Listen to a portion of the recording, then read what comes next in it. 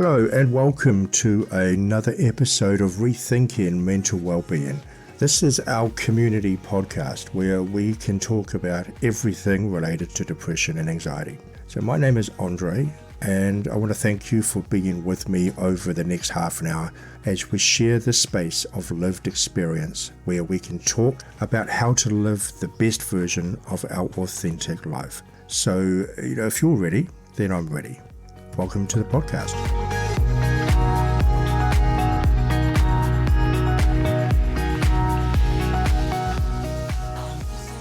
Welcome back to Rethinking Mental Wellbeing.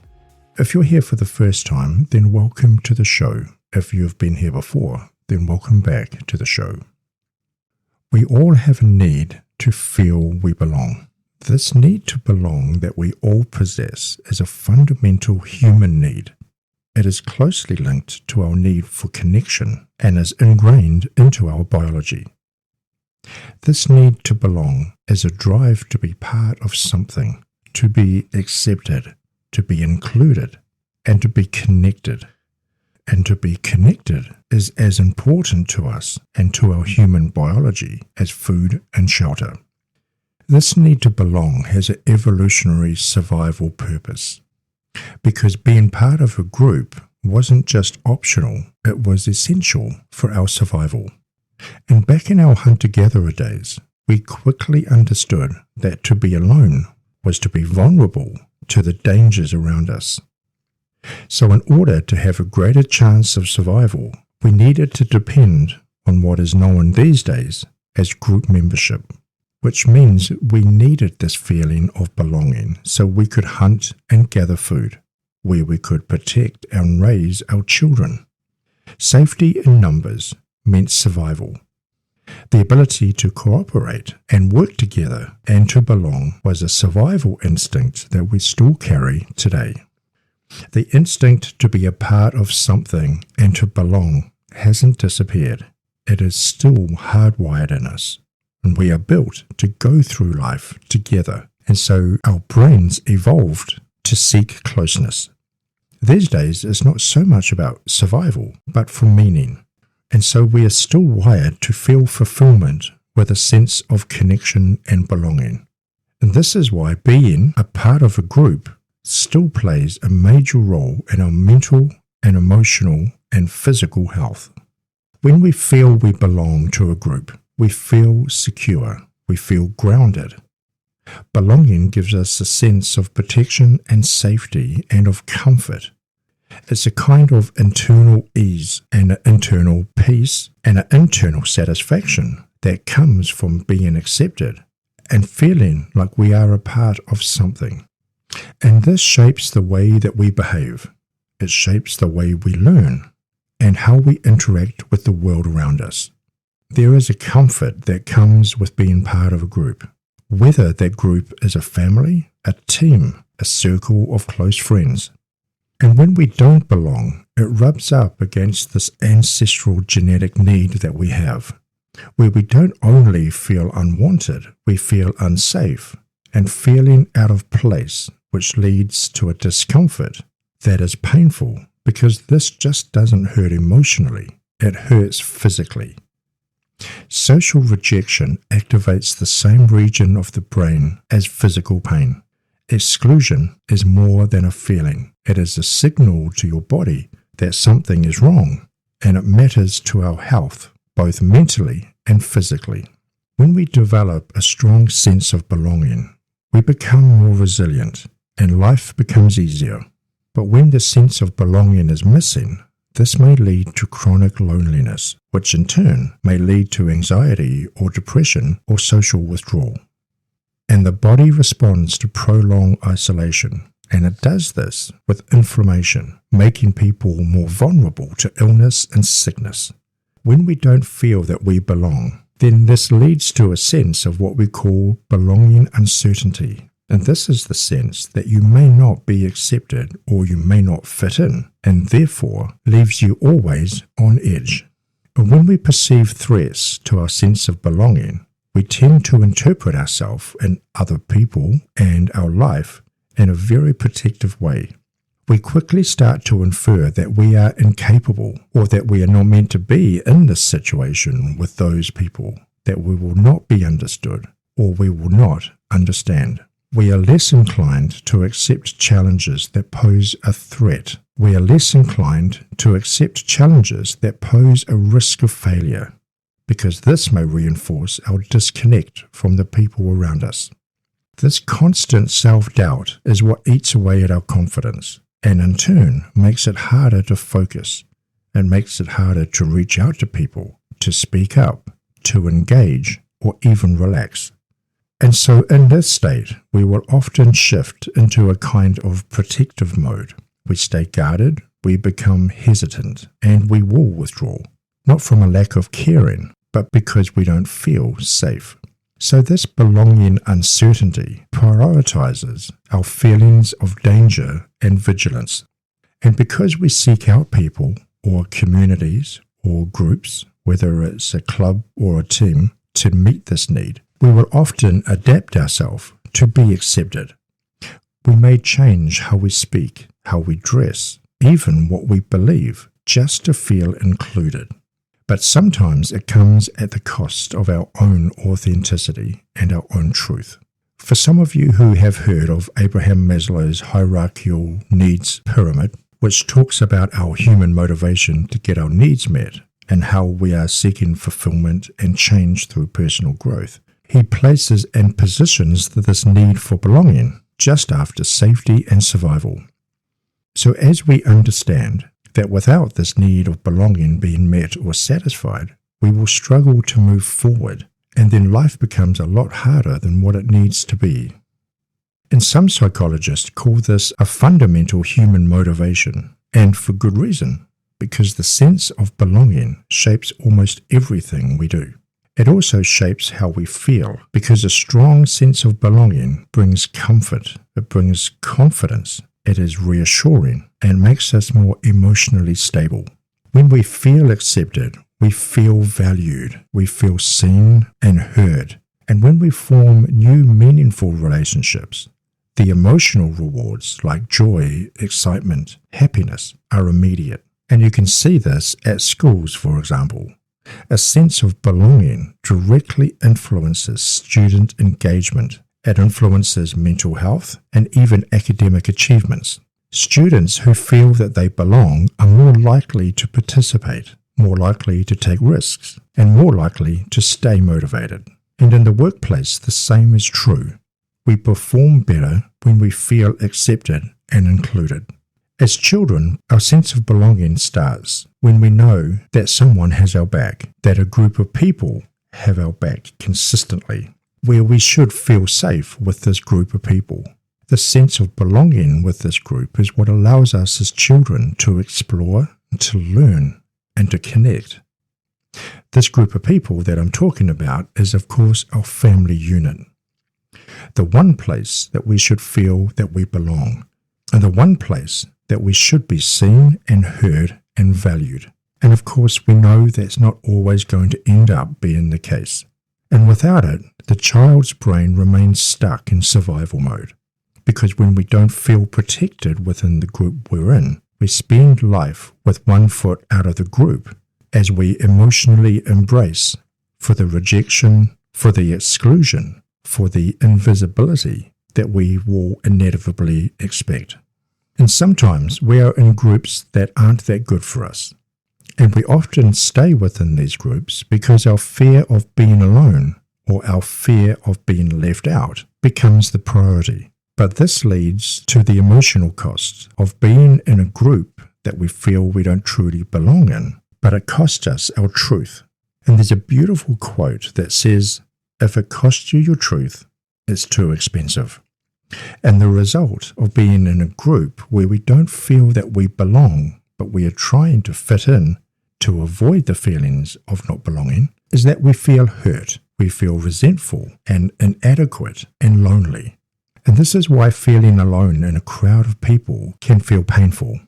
Brené Brown has this nice way of putting it, and she says this: fitting in is one of the greatest barriers to belonging. Fitting in is about assessing a situation, and becoming who you need to be or changing who you need to be. But belonging, on the other hand, doesn't require us to change who we are. It requires us to be who we are. And what she's talking about here is the difference between contorting ourselves or changing ourselves in order to fit into the group at the expense of our values and truth. But to feel we can belong and that we can show up and be who we truly are, holding on to our authenticity and our own truth as we are accepted and heard and valued, is the heart of feeling belonging, which leads into this need for connection because they are closely linked together. Connection is about relationships and interactions and forming bonds within these relationships. Belonging is the deeper feeling of being accepted, feeling valued, and feeling safe within the connections that we've built. When we connect, we build the potential to belong within that space. But as we all know, not all connections equal belonging. A crowded social media feed or having hundreds of friends on social media does not necessarily mean that we feel we belong. So to foster true belonging, especially if we have experiences of being isolated, rejected, or even disconnected, requires not only effort, but for some of us, extreme bravery. But we have to step forward into the unknown by joining groups, by taking social risks. It also means creating space for other people, noticing those who feel left out, showing people that we see them and we hear them as we show up with our genuine, authentic self, as others feel safe within their own vulnerability to be seen by us and to be comforted by us.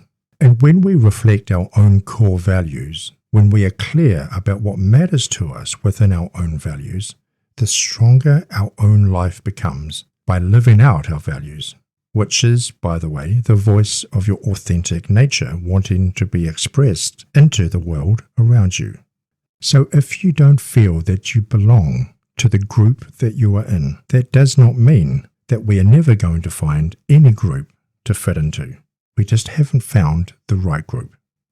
And when we find a group that anchors to our own values, it creates a sense of internal belonging. And this kind of belonging doesn't seek outside of approval on its own. Because when we don't approve of ourselves, and this could be for a variety of different reasons, we are then forever trying to get other people to approve of us as we try and validate ourselves through the interpretation of others. And this becomes extremely exhausting and literally almost impossible to achieve. And we end up performing for other people so we can devour all the little bits of approval and acceptance that they throw back at us, as we interpret as appreciation because we've performed to their standard of approval. And for a lot of us, we learned that this is the more achievable way to not feel, as we learn to minimize the feeling of disconnection, and we learn to minimize the hunger pain of loneliness and isolation. I want to spend a bit of time now talking about the different ways that we can feel the sense of belonging, both within us and the world around us. So I think the first thing that we need to know, and the first thing we need to understand, that this need of belonging has to be met.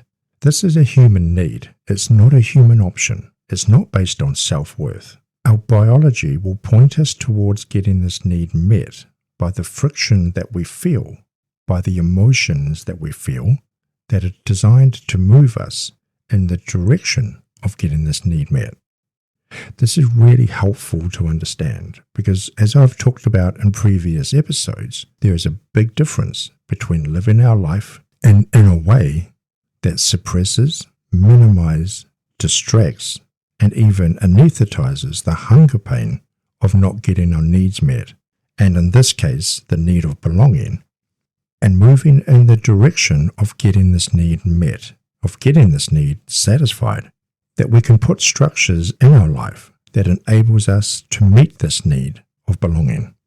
So the analogy that I use often to demonstrate what this feels like is that if I give you nothing but hamburgers to eat for the next 6 months, you're not going to feel hungry, but it's not going to be any good for you. And if you're eating hamburgers just to stop the hunger, you're not giving your body what it actually needs from a nutritional point of view. It's ultimately not going to be healthy for you.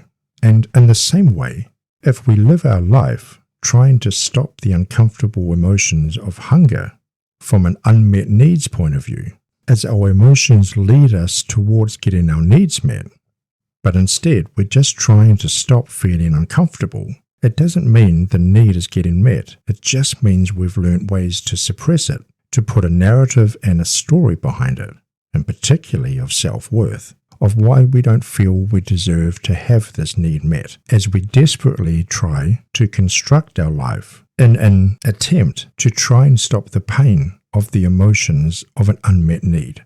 This is extremely hard if we've been living in suppression mode for most of our life. But when we understand that not allowing ourselves to feel like we belong is often a safety mechanism that we have employed to keep ourselves as safe as possible, because that's our primary objective in life, but by doing that, we become hypervigilant to the perceived dangers that we think are around us. And in doing so, we miss out on opportunities to both connect and belong.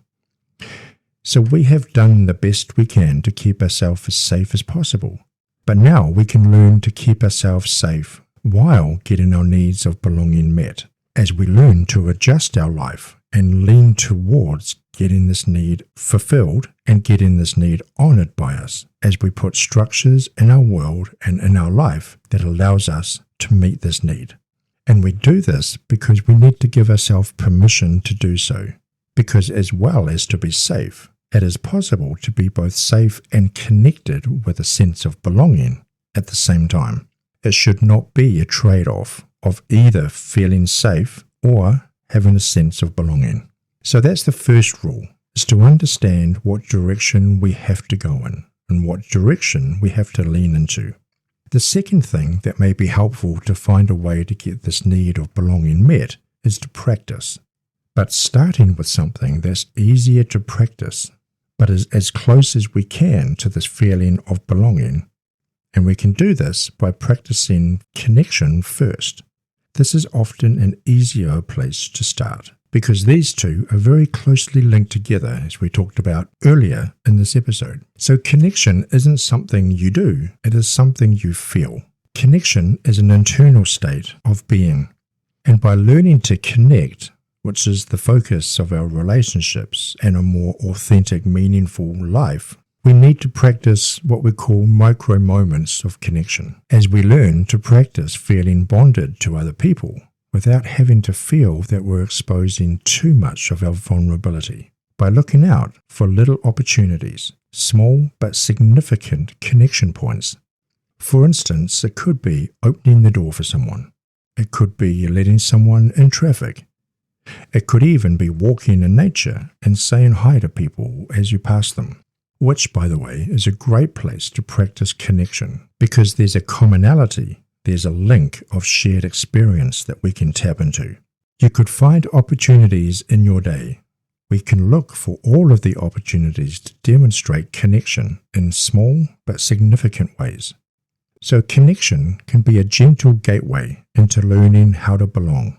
And if you want to further practice the sense of belonging, do something or go somewhere that contributes to a sense of belonging. Specifically somewhere that has these three headings: a shared activity like hobbies or interest groups, or shared values. Somewhere we can participate in a group that has the same beliefs and values as us, or a group that significantly contributes to our sense of community and belonging within the group. And also shared identity. This is where sharing the same religion, culture, tradition, and identity with other people that share the same. These play a significant role in our sense of belonging. So within your community, wherever you are, find community services, community organizations, hobbies or interest groups, social groups, groups that have a specific purpose, or even creative groups that you can attend, that you can be a part of something greater than yourself, to contribute to something within yourself in ways that gets this need of belonging met. So it's important to know that I've mentioned the word practice quite a few times in this episode. because that's what you're going to do. You're going to practice. So start off in a place that is the most comfortable for you, because you're retraining your safety program by practicing leaning into the uncomfortableness of getting this need met. You're not after perfection, you're after progress, allowing yourself the permission that you need in the space that you're in now to go out and start getting this need of belonging satisfied. This is where it's really important to find the right people to be around with the shared values, shared beliefs, shared identity, or shared purpose. Find your tribe, your group that you can relate to with one or more of these shared experiences, and your sense of belonging combined with feeling accepted and appreciated by others within the group that you find becomes even more powerful when it lines up with your authenticity, with your truth, and with your values. Because if we're looking for a group only to feel like we're accepted, it doesn't necessarily mean that it's complementing our authentic nature or our values. It's not necessarily meaning it's a healthy thing. Because sometimes our need for belonging is confused with our need for acceptance. And we find places that we can feel accepted, but it costs us our truth and our authenticity. And if that happens, then we've replaced our hunger to get our needs met with our effort to find acceptance as a priority and as a main focus, while our needs cry out in hunger for something more sustainable. So that's all I've got for this episode. Thank you for joining me today, and I hope that you've got something useful from this discussion. And if you have any questions you would like us to discuss on future episodes, then please email me at rethinkingmentalwellbeing@gmail.com. I'd love to hear from you.